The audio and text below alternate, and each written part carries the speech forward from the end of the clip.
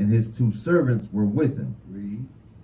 And the donkey saw the angel of the Most High standing in the way, and his sword drawn in his hand.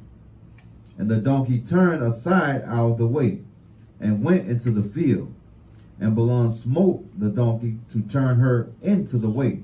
So he hit him. Read on. But the angel of the Most High stood in a path of the vineyards, a wall being on his side, and a wall on that side. And when the donkey saw that the angel of the Most High, she thrust herself unto the wall, and crushed Balaam's foot against the wall. And he smote her again. Read. And the angel of the Most High went further, and stood in a narrow place. There was no way to turn either to the right or to the left. And when the donkey saw the angel of the Most High, she fell down under Balaam. And Balaam's anger was kindled, and he smote the donkey with a staff. Come on. And the Most High opened the mouth of the donkey, and said unto Balaam, What have I done unto thee, that thou hast smitten me these 3 times? Hey, what y'all gonna do with an animal that start talking to you? Take off. I'm gone. You gonna run? You ain't gonna try to talk back to it? You might be thinking you crazy then. Read on. Verse 29. Mm-hmm. And Balaam said unto the donkey, Because thou hast mocked me, I would there were a sword in my hand, for now I will kill thee. Right. And the donkey said unto Balaam, Am not I thy donkey, upon which thou hast ridden ever since I was thine unto this day? Was I ever wont to do unto thee? And he said, Nay. Then the Most High opened the eyes of Balaam, and he saw the angel of the Most High standing in the way, Right. and his sword drawn in his hand. And he bowed down his head, and fell flat on his face. Come on. And the angel of the Most High said unto him, Wherefore hast thou smitten thy donkey these 3 times? Behold, I went out to withstand thee, because thy way is perverse before me. Come on. Verse 33. And the donkey saw me and turned from me these 3 times.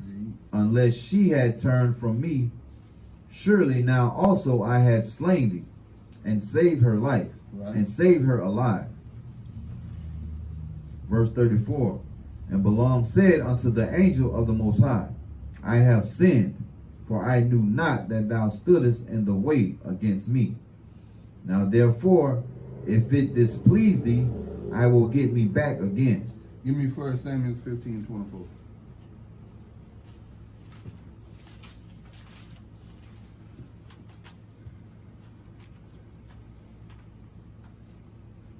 And the same thing that Balaam repeated, our forefathers did the same thing after they go off. Come on. 1 Samuel 15:24. Book of 1 Samuel chapter 15 and verse 24. And Saul said unto Samuel. And who? And Saul said unto Samuel. So King Saul said unto Samuel, what did he say?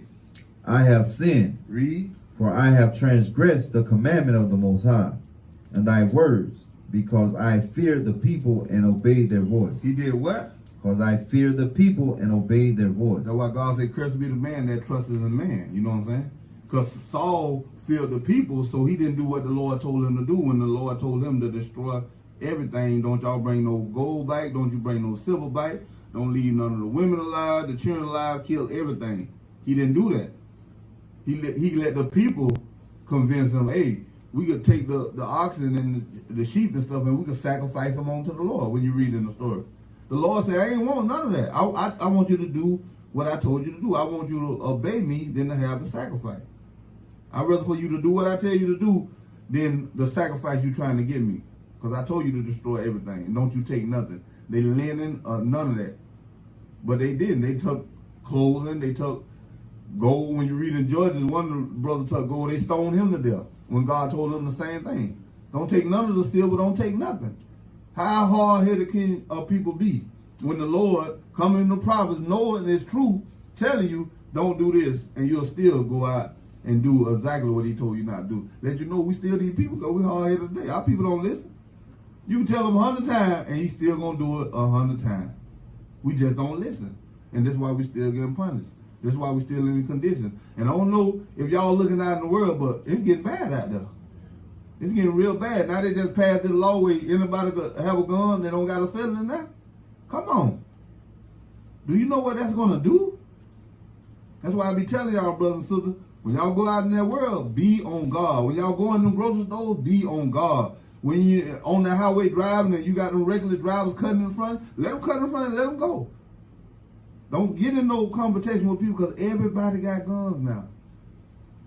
And the women shooting now. You see the women shooting like crazy now. So all that's going to bring is more death among our people. More death. That's what's going to happen. Straight chaos going to go down with them passing that law that anybody can have a gun. Right. And then the felons can't have a gun. Who's most of the felons? Our people. Putting us at a disadvantage. That's what they're doing. That's right. You know, because they're going to use that stand that ground law. Oh, I was scared the way he looked at me. Oh, he was big and black. And, oh, she spoke in a loud voice. And that's all it takes for them to kill you now. And they're going to let their people go with that. So y'all be careful when y'all walk out in that world now because they passed that law. Everybody going to have guns now. So y'all be careful out there when you're shopping, women, when you're out there by yourself, when you're going to thrift stores or whatever. Be circumspect of your surroundings. Watch yourself. You know what I'm saying? Don't be out there just dozing alone because it's going down out there. And it's going down. You see nothing but death out there now. People shooting every other day now. In our little neighborhood, they shooting it out. And our neighborhood ain't nothing about, how big that neighborhood is? Not too big. It's not too big. And they're shooting out like the Wild Wild West right now. And we country people. So let's imagine intensified 10, 11 times more in the city. And people in the city just, they don't have no remorse or no compassion. So y'all be careful when y'all out there in the world, brothers and sisters. Read on. Well, you drop that. Go back to the fourth. The book of Numbers, chapter 22 and verse 35. And the angel of the Most High said unto Balaam, Go with the men, but only the word that I shall speak unto thee, that thou shalt speak. So Balaam went with the princes of Balak. And when Balak heard that Balaam was come, he went out to meet him unto a city of Moab, which is in the border of Arnon, which is in the utmost coast. And Balak said unto Balaam, Did I not earnestly send unto thee to call thee? Wherefore camest thou not unto me? Am I not able indeed to promote thee to honor? So he's still trying to con him, let him know I can promote you to honor if you do what I say. If you could try to curse the children of Israel, I'm going to promote you to honor, mean a high stature, on a high place. Read on. And Balaam said unto Balak, Lo, I am come unto thee. Have I now any power at all to say anything? Watch this. The word of the Most High, put it in my mouth, that shall I speak. Right, he said the word that the Lord put in my mouth, that shall I speak. Give me 1 Kings 22 and 14. That's why the scripture say, let God be truth and every man a liar. You know what I'm saying? When we out there dealing in the streets, brother, people telling you what they feel, but the Bible, God's word, override all of how you feel. See, that's the thing with our people. We think our feelings gonna override what God said, and that's what got us in these predicaments. Our feelings. You know what I'm saying? Our people are emotional. You know, you step on their shoes, they shoot you. You say hi to him. What's up, nigga? You got an attitude? Hey, brother, I just said hi. You got an attitude? That's our people mindset out there. You know what I'm saying? We just losing our mind. Just going crazy out there. You can't even speak to people no more. You know what I'm saying? And even in the night, well, hey, brother, how you doing? How you feeling? Nigga, don't speak to me. Huh? For no reason. That's how people out there now. They just want to fight, want to argue. There's always something. Read that. The book of 1 Kings, chapter 22 and verse 14. And Micaiah said, As the Most High liveth. As the Most High liveth, watch this. Read. What the Most High said unto me, read. That will I speak. Say what? That will I speak. That's why we come out the Bible, precept upon precept. Because what the Lord said unto me, which is this word, that will I speak. Can't speak our own word. We can't speak our emotions and how we feel. Thus said the Lord. The scripture said, let God be truth and every man a liar. That's how it is. Come on. Back to the fourth. 39, 20, number 22 and 38. Book of Numbers chapter 22 and verse 38. And Balaam said unto Balak, Lo, I am come unto thee. Have I now any power at all to say anything? The word of the Most High putteth in my mouth. That shall I speak. Right, he gonna speak the word of the Lord. I ain't got no power to say anything. Read.